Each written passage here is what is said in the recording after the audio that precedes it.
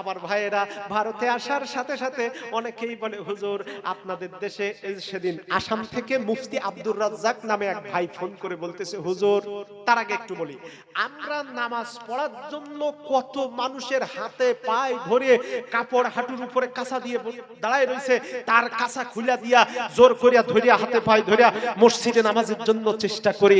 আর এখন এরকম কিছু পীর বার হইছে যেগুলো আমাদের দেশেও প্রচুর পরিমাণে আছে, আমরা নামাজের জন্য হাতে পায়ে ধরে কুল করিয়া পাই না, আর হেরা এদের মাইকে গান গায়, কয় পানির তলে বাতি জ্বলে ঝড় বাতাসেও থামে না, পানির তলে বাতি জ্বলে ঝড় বাতাসেও নেভে না, আমার ল্যাংটা পীরের মুরিদ হলে নামাজ রোজা লাগে না, টুনটুনা টুনটুন। আছে আছে আছে। আচ্ছা ভালো কথা।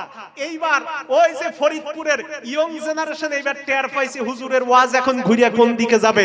ওই ইয়ং জেনারেশন ভালো করে জানে, ইউটিউবে দেখেছে, তারা ফেসবুক পেজে দেখেছে, বাংলাদেশের ফরিদপুরে এক পাগল পীর আছে, ওই পীরের দরবারে ওরা গান গায়, কয় নতুন ঈদের চাঁদ উঠেছে 18 ডোকায়, তোরা দেখবি যারা ভাই বোনেরা আইরে ছুটে আহায় আহায় আহায়।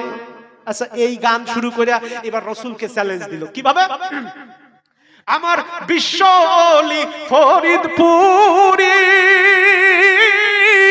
ওরে তোমার দুটি চরণ ধরি গো, দেখাইও দয়াল নবীর, দেখাইও দয়াল নবীর কঠিন আয়া আসরে, বাবার লাইগা কান্দে আমার মং মং মং মং মং।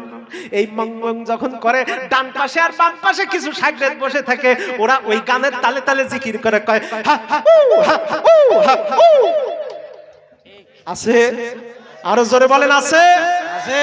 আচ্ছা এই জিকির আল্লাহর কোরআনের বিধান, নামাজও আল্লাহর কোরআনের বিধান, নামাজ রাসূল যেমনে পড়েছেন সল্লু কামা রাআইতুম